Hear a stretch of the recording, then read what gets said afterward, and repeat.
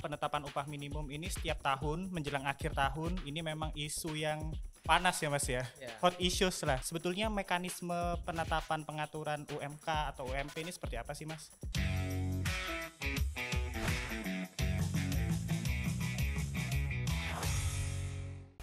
Halo rekan naker, ini podcast untuk kamu. Pandemi COVID-19 telah berdampak pada seluruh sektor kehidupan, salah satunya adalah sektor ketenagakerjaan. Dalam Kemenaker Menjawab, semua bisa tanya di sini. Kali ini saya sudah kedatangan tamu nih. Beliau adalah Mas Cesar. Mas Cesar ini adalah subkoordinator pelaksana bidang standarisasi pengupahan. Siang Mas Cesar. Siang, selamat siang Mas Angga. Nah, pada podcast kali ini Mas Cesar akan menjawab tidak hanya terkait dengan kebijakan, regulasi, program, tetapi juga akan menjawab terkait hal yang paling dikepoin nih sama rekan nakar semua, yaitu terkait penetapan upah minimum tahun 2022. Gimana Mas Cesar kabarnya? Sehat Mas? Alhamdulillah sehat. Yang penting kita sehat dulu saat ini. Betul. Tapi kalau saya lihat Mas Cesar ini udah mulai sibuk ya Mas ya. Saya lihat udah banyak koordinasi, konsolidasi terkait penetapan upah minimum tahun 2022 ini Mas. Iyalah, tentunya karena dengan diberlakukannya Undang-Undang Ciptaker saat ini, maka penetapan upah minimum ini menjadi program strategis nasional. Sehingga mau tidak mau, suka tidak suka bahwa kita sebagai pelaksana yang merupakan program strategis nasional harus menyiapkan program ini supaya bisa berjalan dengan baik. Oke Mas. Iya Mas, mungkin memang penetapan upah minimum ini setiap tahun menjelang akhir tahun ini memang isu yang panas ya Mas ya. Hot issues lah. Nggak hanya di media massa, cetak elektronik, tetapi juga di sosial media nih. Udah mulai happening banget, orang-orang warganet pada bicarain ini, termasuk rekan nakar juga. Betul. Nah, kalau gitu kita mungkin langsung aja Mas ke pertanyaan terkait sebetulnya mekanisme penetapan pengaturan UMK atau UMP ini seperti apa sih Mas? Ya, penetapan upah minimum itu pertama kali itu dimulai dari penyiapan data. Oke. Jadi BPS sebagai lembaga yang berwenang dalam bidang statistik, ya dia menyiapkan data seluruhnya terkait segala indikator-indikator yang dibutuhkan. Setelah data-data tersebut telah siap, dia akan serahkan kepada Kemenaker, dan atas dasar data yang diserahkan oleh BPS, Kemenaker akan menyampaikannya kepada seluruh kepala daerah. Nah, setelah kepala daerah menerima data yang diserahkan oleh Kemenaker, kepala daerah akan menyerahkannya kepada Dewan Pengupahan Provinsi untuk sebagai dasar perhitungan upah minimum provinsi, dan dia akan meneruskannya kepada Bupati Wali Kota, sehingga Bupati Wali Kota dapat menyerahkannya kepada Dewan Pengupahan Kabupaten Kota untuk dilakukan perhitungan upah minimum kabupaten kota. Sehingga penetapan upah minimum ini datanya semuanya bersumber dari BPS. Tugasnya Kementerian Ketenagakerjaan adalah menyampaikan dan memastikan bahwa data itu bisa sampai kepada pihak usernya dengan baik. Oke. Berarti berjenjak ya Mas prosesnya ya? Iya, betul. Terus kan tadi Mas Cesar menyinggung soal data nih Mas. Iya. Nah, terkait data nih, berarti dalam penentuan UMP atau UMK itu kan tentu ada rumus atau formulanya nih Mas. Betul. Nah, faktor-faktor apa aja atau komponen atau indikator apa aja sih Mas yang dibutuhkan dalam penentuan UMP itu sendiri? Ya, nah ini yang harus juga kita cermati bersama ya, karena penetapan upah minimum saat ini cukup berbeda dalam kontekstual formula yang dipergunakan dengan penetapan upah minimum tahun sebelumnya. Nah, saat ini formula kita itu mendasarkan kepada rata-rata konsumsi per orang per bulan. Nah, sehingga kita menggunakan data rata-rata konsumsi per orang per bulan dikali dengan jumlah batas, atau kita kali jumlah banyaknya anggota rumah tangga dibagi dengan rata-rata banyaknya anggota rumah tangga yang bekerja. Nah, dengan demikian kita mengetahui ceiling point atau batas atas sebuah penetapan upah minimum. Yang berikutnya itu kita pakai indikator tadi ya, rata-rata konsumsi, rata-rata banyaknya anggota rumah tangga, terus juga rata-rata anggota rumah tangga yang bekerja. Nah, setelah itu kita melihat lagi apakah upah minimum yang sudah ada ini itu disesuaikan sampai tahap mana. Nah, untuk sampai kita mau menyesuaikan tahap mana itu, kita menggunakan indikator tingkat provinsi, yaitu adalah pertumbuhan ekonomi atau inflasi. Kita pilih mana yang paling besar, Mas. Jadi artinya kalau variabelnya yang digunakan itu variabel yang sudah sangat common ya, yang digunakan untuk indeks penilaian kinerja kepala daerah, sehingga data-data ini adalah data-data yang sangat robust, yang sangat kuat, dan yang istilah saya itu yang jagain banyak, Mas. Yang mantau banyak. Jadi data-data ini tuh memang tidak hanya khusus untuk upah minimum, tetapi untuk banyak indikator makro lainnya. Kurang lebih gitu sih, Mas, untuk data yang digunakan dan variabel-variabel yang digunakan dalam penetapan upah minimum. Berarti kan pasti datanya tuh valid dan reliable ya, Mas ya? Betul, pasti valid dan reliable. Karena kalau misalnya contoh ya, apabila salah satu data misalnya pertumbuhan ekonomi atau inflasi itu tidak sesuai dan rata-rata konsumsi itu tidak sesuai, sedangkan data-data itu adalah misalnya rata-rata konsumsi itu menggunakan sebagai salah satu indikator pembentuk variabel ekonomi lainnya, GDP dan kawan-kawan. Maka kalau data itu tidak sesuai dan tidak valid, itu yang protes itu nggak hanya kementerian, tetapi yang protes itu bisa lembaga keuangan internasional, karena lembaga keuangan internasional itu punya kepentingan dalam hal misalnya indikator-indikator makro tentang dia mau beli sukuk, surat utang negara, dan berbagai macam kebijakan instrumen fiskal moneter itu menggunakan data-data tersebut. Sehingga kalau misalnya data itu nggak valid, yang protes itu banyak, Mas.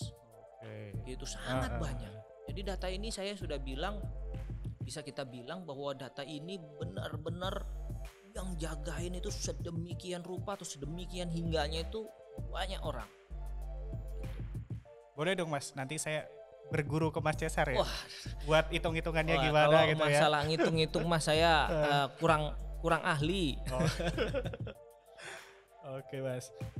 Itu tadi kita sudah bicara soal data ya, Mas. Sekarang kita bicara terkait pengaturannya nih, Mas.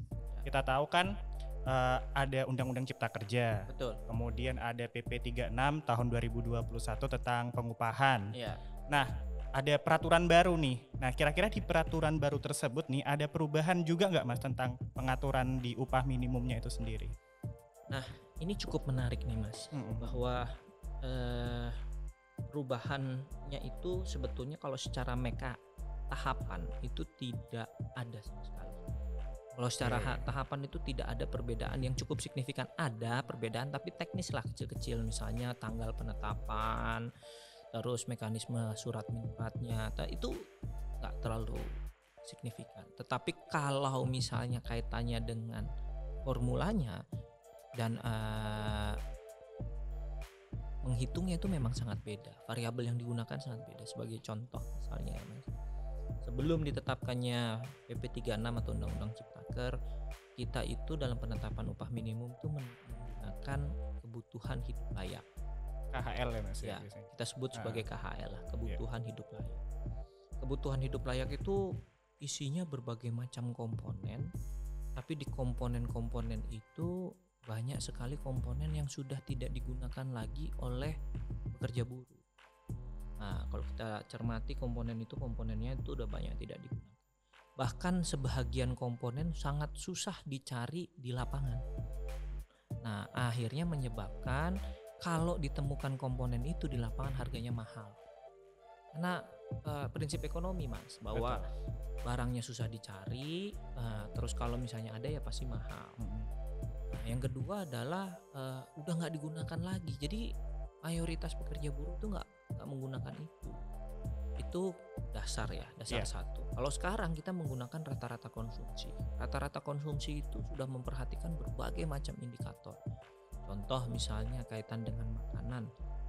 Rata-rata konsumsi itu terbagi menjadi dua, komponen makanan dan komponen non makanan. Dalam konteks komponen makanan, di suatu wilayah makanan yang dikonsumsi adalah ikan air tawar. Di satu wilayah lain menggunakan konsumsinya ikan air laut. Betul. Nah, beda. beda. Nah, maupun sama-sama ikan. Nah, kita tidak bisa mematok sedemikian rupa maupun konsumsi proteinnya sama. Mengejar protein dan level gizi dan protein yang sama. Inilah yang menyebabkan bahwa saat ini kita lebih memilih menggunakan rata-rata konsumsi karena rata-rata konsumsi itu lebih real, lebih valid dan cerminkan kondisi wilayah. Itu hal pertama. Hal kedua kaitannya dengan pelaksana, Mas. Kalau dulu itu KHL itu konsepnya adalah yang melaksanakan itu adalah surveinya adalah para pihak yang punya kepentingan. Kalau sekarang sudah tidak ada lagi para pihak yang punya kepentingan. Yang namanya orang para pihak yang punya kepentingan pas survei mau dia bilang saya berusaha seindependen mungkin gitu ya. Tapi secara jauh di bawah alam sadarnya kalau dia punya kepentingan X dia pasti akan milih yang mahal. Betul. Atau yang satu lagi milih yang murah karena di bawah alam sadarnya dia sudah terprogram itu. Tapi kalau misalnya sekarang menggunakan data rata-rata konsumsi yang valid, yang jagainnya banyak, metodenya bisa dipertanggungjawabkan, terus komponennya juga sangat bervariasi, sudah memperhitungkan paritas daya beli di tingkat masing-masing wilayah, maka itu datanya sangat kuat. Itu satu perbedaannya kaitannya dengan formula, dasar penggunaan formula. Yang kedua adalah kita memberikan ceiling, Mas. Jadi rentang antara batas atas dan batas bawah. Nah, rentang ini digunakan sebagai acuan bahwa penetapan upah minimum itu yang terbaik adalah untuk menjaga atau mendorong pekerja buruh tetap terus bisa bekerja dan tetap sejahtera. Di lain sisi pengusaha juga tetap bisa berlangsung usahanya sehingga daya saing kita sebagai bangsa bisa terbangun. Nah, sehingga upah minimum tuh bagusnya ditetapkan di antara rentang tersebut. Dengan adanya mekanisme pengontrol ini, harapannya upah minimum kita menjadi lebih baik bagi seluruh pihak, tidak hanya sebagian pihak tapi seluruh pihak gitu. Jadi win-win solution ya, Mas ya. Ya, kami berharap seperti itu. Gitu ya. Antara pekerja tetap terpenuhi kesejahteraannya, tapi pengusaha nih tetap juga bisa menyesuaikan lah dengan kemampuan perusahaannya gitu ya, Mas. Iya, betul, Mas. Karena gini ya, yang cukup kita lihat itu saat ini kondisi yang terjadi ya. Saya tidak mau bicara kondisi COVID ya. Iya. Kondisi non COVID saja ya. Apabila terjadi kenaikan upah minimum, terus kemudian perusahaan itu harus mencoba untuk mencari way out untuk bertahan. Tidak hanya kenaikan upah minimum lah, kenaikan segala hal lah ya, hal, baik dari segi upah atau dari segi biaya atau dari segi macam-macam semua hal yang menyebabkan cost biayanya perusahaan itu menjadi meningkat, maka pasti perusahaan mencari jalan untuk survive. Nah, karena perusahaan untuk mencari jalan untuk survive, ada 3 hal yang kapan dilakukan oleh perusahaan. Satu adalah menaikkan harga barangnya. Yang kedua adalah melakukan efisiensi terhadap internal perusahaan. Ya, efisiensi itu bisa dimaknai macam-macam ya. Terus yang ketiga adalah bisa juga dia melakukan menurunkan kualitas barangnya gitu ya. Harganya tetap sama tetapi kualitas barangnya diturunin. Mungkin kalau Mas mau perhatikan gitu ya, kalau masih punya produk yang kadaluarsa gitu, ciki yang Mas beli 10 tahun lalu atau 5 tahun lalu, lihat gramasinya dengan ciki yang Mas beli sekarang. Iya, gramasinya turun. Lebih kopong ya. Iya, lebih kopong. Angin doang. Iya, bungkusnya mah kelihatannya sama tapi digini-gini cuk kopong sih. Itu strateginya perusahaan. Kan dia harus survive, cost-nya naik, dia nggak bisa naikin, daya belinya terbatas. Nah, itu kalau dia naikin harga barang, Mas. Kalau dia melakukan efisiensi. Nah, itu yang bahaya. Itu juga efisiensi itu bisa dimaknakan macam-macam ya. Bisa otomatisasi, artinya mengganti dengan scene. Berarti opportunity loss-nya ada tuh. Opportunity loss-nya adalah orang yang maunya cari kerja akhirnya nggak jadi bisa kerja karena udah pekerjaannya diganti dengan mesin. Opportunity loss. Yang kedua adalah misalnya kalau di situ udah ada yang kerja. Itu juga jadi problem. Iya. Yang paling baik, paling tepat adalah upah minimum itu bukan menguntungkan salah satu pihak, karena kalau dalam penetapan upah minimum tuh udah ada salah satu pihak yang senang, berarti itu upah minimumnya salah. Iya. Ya karena upah minimum tuh seyogyanya itu pasti ada giumnya begitu ya Mas ya. Iya. Jadi kalau dulu tuh saya belajar tuh ada gium. Kalau upah minimum ditetapkan itu pasti para pihak nggak senang. Mau pengusaha mau pekerja itu pasti nggak senang. Nggak bisa memuasin kedua belah pihak. Tapi kalau salah satu ada yang puas, berarti itu kita pertanyakan tuh upah minimum. Gitu. Setuju Mas. Mungkin kita bicara balik lagi ya Mas ke Undang-Undang Cipta Kerja. Ya. Ada acuan tertentu nggak sih Mas dari amanat Undang-Undang di Cipta Kerja itu, acuan khusus ya atau lebih spesifik lagi terkait penetapan upah minimum ini gitu? Jadi kalau acuan yang spesifik itu memang formula itu sudah sangat spesifik ya, menyebutkan bahwa penetapan upah minimum itu harus menggunakan data yang bersumber dari BPS dengan variabel-variabel, bukan penetapan, maaf saya ulangi, bahwa penyesuaian upah minimum menggunakan data-data variabel-variabel tadi. Karena prinsipnya di peraturan itu kita mengenal ada 2 jenis formula Mas. Jadi formula penetapan dan formula penyesuaian. Nah formula penyesuaian itu adalah bagi wilayah yang sudah mempunyai upah minimum. Jadi kalau semua wilayah manapun lah yang sudah punya upah minimum itu silahkan disesuaikan. Nah tapi dengan persyaratan ya, persyaratannya ditetapkan pada rentang tersebut. Nah itu kalau yang sudah punya. Kalau yang belum punya apa ya, dia boleh dapat menetapkan, khususnya kabupaten kota ya, karena provinsi semua sudah punya upah minimum provinsi, tinggal kabupaten kota ini ada beberapa kabupaten kota yang setengah kabupaten kota di Indonesia itu tidak memiliki upah minimum kabupaten kota, sehingga dia menggunakan upah minimum provinsi. Nah kalau dia mau menetapkan upah minimum kabupaten kota, maka kabupaten kota itu tentunya harus lebih unggul dari rata-rata kabupaten kota di provinsi yang bersangkutan. Nah, kalau dia sudah lebih unggul dengan persyaratan ya, salah satunya adalah pertumbuhan ekonomi 3 tahun terakhir lebih tinggi dari pertumbuhan ekonomi provinsi, atau selisih pertumbuhan ekonomi dikurangin inflasi 3 tahun terakhir itu lebih tinggi dari punyanya provinsi, maka dia bisa menetapkan. Nah, untuk menetapkan ini variabelnya juga beda Mas. Oh beda ya, penghitungannya beda ya? Iya beda, karena treatmentnya jelas beda. Yang sudah punya sama yang baru mau menetapkan. Iya. Nah kalau yang mau menetapkan ini dia pakainya datanya adalah purchasing power parity atau paritas daya beli. Itu. Terus yang kedua adalah tingkat pengangguran terbuka. Yang terakhir adalah median upah. Jadi kalau purchasing power parity atau paritas daya beli itu mencerminkan perbedaan harga di satu wilayah dengan wilayah lain. Kalau tingkat pengangguran terbuka itu mencerminkan bahwa gimana sih sebetulnya kondisi ekonomi di daerah tersebut, sehingga apakah sudah bisa dinikmati oleh sebagian besar masyarakatnya. Kalau masih banyak tingkat penganggurannya, berarti alasan menetapkan upah minimum semakin tinggi itu jadi tidak beralasan ya.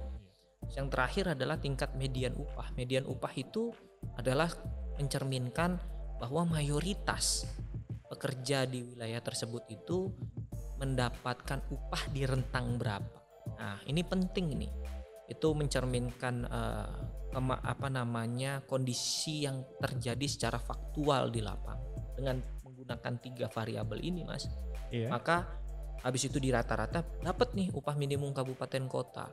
Nah jadi kalau upah minimum yang di rata-rata 3 itu lebih tinggi daripada upah minimum provinsi, maka silahkan ditetapkan upah minimum kabupaten kota. Kalau ternyata dia lebih rendah ya mohon maaf, mendingan menggunakan upah minimum provinsi. Kan daripada menetapkan upah minimum kabupaten kota kan, karena saya saat ini Mas, ini ironi tetapi juga terjadi ya di kita ya. Upah minimum kita ini sudah di atas median upah. Artinya kalau kita lihat grafik distribusi ya, upah minimum kita ini di atas median upah. Jadi kalau median upah kita adalah 4.500.000, upah minimumnya tuh di 4.600.000 atau 4.800.000. Udah tinggi.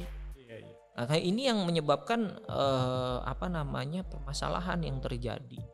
Nah, kita harus realistis. Kita lihat datanya secara realistis. Maka udah gitu ada suatu kabupaten kota yang upah minimumnya tinggi bener deh, tingginya luar biasa. Kalau dalam liga upah minimum tuh paling tinggi dia. Tapi dia penganggurannya termasuk 3 tertinggi se-Indonesia. Waduh. Jadi upah minimumnya tinggi, penganggurannya tinggi. Juga. Pertanyaannya yang kerja di situ siapa kan? Betul. Mungkin bukan KTP-nya yang pegang kabupaten kota itu. Dan dia itu tetap masih bilang upah minimum harus dinaikin. Ya udah. Nah, itu dia. Konflik sosial terjadi lah. Iya. Kalau gitu ini saya coba klarifikasi lagi ya Mas. Berarti tadi kan ada upah minimum provinsi, upah minimum kabupaten atau kota. Ya. Pada dasarnya formulanya sama, penghitungannya itu formulanya sama, tapi yang berbeda itu sumber datanya aja ya Mas.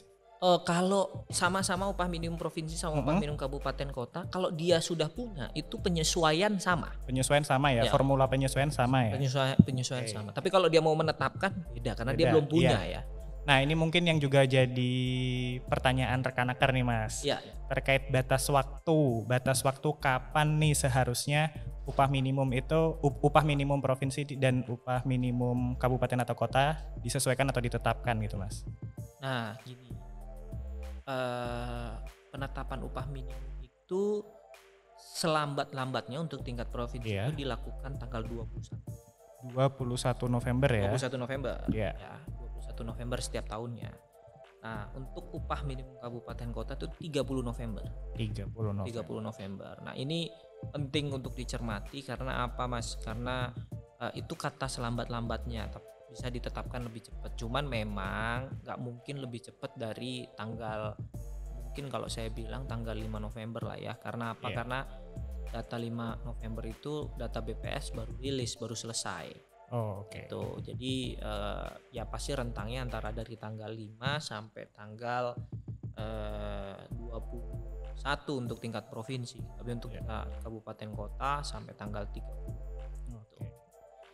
Mas, ini kan kita bicara saat ini kita masih dalam kondisi pandemi ya. Meskipun sih kalau kita lihat ekonomi udah mulai naik lagi nih ya. Meskipun belum 100% tapi sedikit-sedikit lah ini mulai ke kondisi yang lebih baik gitu. Nah, karena efek pandemi ini kan sangat berpengaruh besar nih Mas pada sektor ketenagakerjaan. Nah, bagaimana sih upaya pemerintah dalam menyesuaikan penghitungan upah di masa pandemi seperti ini? Nah, ini sangat menarik Mas. Ya, kita ini kan sebetulnya saya mulai gini. Kalau untuk jawab pertanyaan ini, kita kan mulai sebagai bangsa ini energinya udah banyak terkuras untuk ngadepin pandemi. Kita semua banyak yang terluka karena kehilangan keluarga, sanak saudara kita karena pandemi COVID. Dan itu kalau yang kehilangan. Dan kita juga banyak sekali keluarga kita yang karena pandemi COVID usahanya pun belum tikar atau berbagai macam dampak yang ditimbulkan akibat pandemi COVID. Nah, pemerintah ini paham bener lah ya.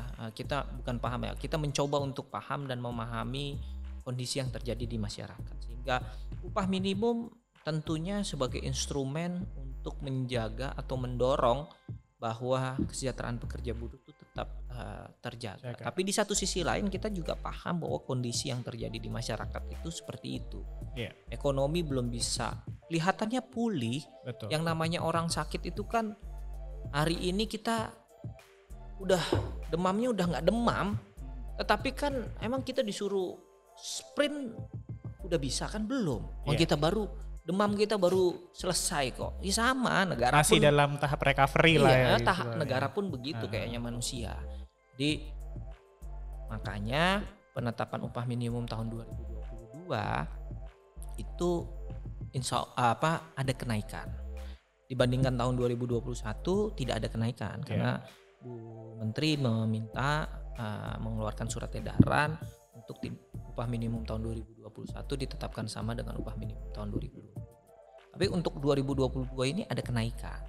Sehingga tapi kenaikannya memang itu sesuai dengan kondisi ekonomi yang terjadi di wilayahnya. Kenapa? Kita udah pakai data-data indikator makro nih. Kalau misalnya provinsi B misalnya, provinsi B ya kalau misalnya pertumbuhan ekonominya itu lebih kecil dari inflasi, ya berarti kita akan pakai inflasi. Jadi kita pakai yang tinggi. Tapi kalau pakai yang tinggi ya inflasi. Tapi kalau misalnya pertumbuhan ekonominya lebih tinggi daripada inflasi, maka kita pakai pertumbuhan ekonominya. Jadi ya memang udah sangat mencerminkan lah kalau kondisi perusahaan daerahnya sehat, ya pasti masyarakatnya ekonominya menggeliat, perusahaannya bisa berkembang. Jadi ya itu yang memang faktual terjadi di lapangan gitu. Oke. Nah ini Mas, bicara nanti akan ditetapkan selambat-lambatnya tanggal 21 November ya Mas. Nah kalau misalnya nih udah ditetapkan, ada legalitasnya, ditetapkan oleh gubernur, tapi ada perusahaan yang masih belum membayarkan upahnya nanti tidak sesuai dengan apa yang sudah ditetapkan gitu. Kira-kira ada sanksinya nggak nih Mas bagi perusahaan itu? Ya, nah kalau perusahaan itu tidak membayar sesuai dengan ketentuan peraturan perundang-undangan, tentunya ada sanksi. Sanksi paling beratnya adalah sanksi pidana. Oke. Dia bisa dipidanakan perusahaannya. Cuman kita juga lihat bahwa upah minimum ini berlaku untuk usaha menengah besar. Nah untuk usaha mikro dan kecil ada pengaturan khususnya. Oh beda ya Mas ya? Beda ya? Nah itu terus yang kedua adalah kita lihat apakah perusahaannya terdampak pandemi COVID atau tidak. Nah apabila perusahaan itu terdampak pandemi COVID, maka tentunya harus ada mekanisme internal yang dilakukan oleh segenap pihak di dalam perusahaan ya. Baik dari usahanya ataupun pekerjanya untuk menyepakati hal tertentu kaitan dengan kebijakan yang terjadi. Jadi perusahaannya itu bisa ya di perusahaan itu harus bicara lah gitu, berdialog karena menyikapi kondisi pandemi. Sehingga artinya pada prinsip utamanya kalau pengusaha itu tidak membayar sesuai dengan upah minimum, pidana Mas. Kita udah tegas-tegasan pidana lah. Pokoknya kita sanksi lah itu.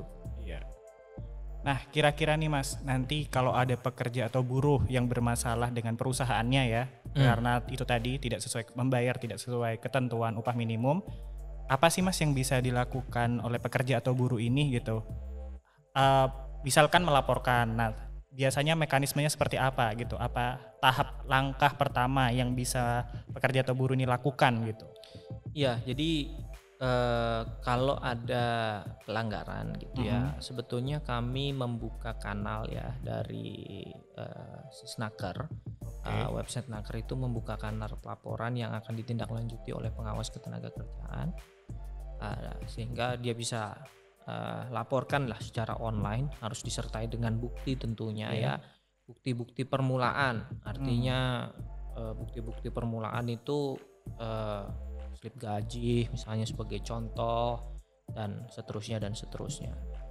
Atau bisa juga datang ke dinas tenaga kerja setempat Mas. Jadi kalau misalnya tidak familiar dengan Sisnaker atau menggunakan sistem online gitu ya, silahkan saja bisa datang ke dinas tenaga kerja setempat. Tapi kalau misalnya ternyata datang daerahnya jauh gitu, silahkan bisa menggunakan sistem online atau telepon gitu. Kita juga punya hotline-nya sehingga tidak ada lagi ya sebetulnya kita harapkan permasalahan yang mandek, yang macet. Kita coba buka keterbukaan informasi, kita buka seluas-luasnya, mekanisme pelaporan kita buka, tapi sesuai dengan kebutuhannya masing-masing. Sehingga kalau misalnya dia lebih nyaman datang ya silahkan datang, kalau dia lebih enak online ya silahkan online atau telepon gitu Mas. Oke, waduh. Ini udah jelas banget nih Mas penjelasan dari Mas Cesar. Informasi yang diberikan juga semoga menjawab segala rasa kekepoan dan keingintahuan rekan-rekan semua terkait penetapan upah minimum tahun 2022. Dan semoga nih Mas sesuai arahan Ibu Menaker, Bu Ida Fauzia, agar penetapan upah minimum ini benar-benar dapat mewujudkan sistem pengupahan yang adil. Amin. Bagi seluruh pihak dan mencapai kesejahteraan pekerja atau buruh. Amin. Meskipun demikian seperti yang disampaikan oleh Mas Cesar tadi bahwa penetapan upah juga harus tetap memperhatikan kemampuan perusahaan dan kondisi perekonomian nasional. Ya. Nah itu tadi ada angin segar ya Mas, sepertinya akan ada kenaikan ya di tahun 2022. Iya, insya Allah ada kenaikan. Ada kenaikan. Semoga ini juga bisa sedikit lah menyenangkan hati teman-teman rekan Naker. Oh iya Mas, mungkin ada sedikit closing statement yang ingin Mas Cesar sampaikan sebelum kita mengakhiri podcast kita kali ini.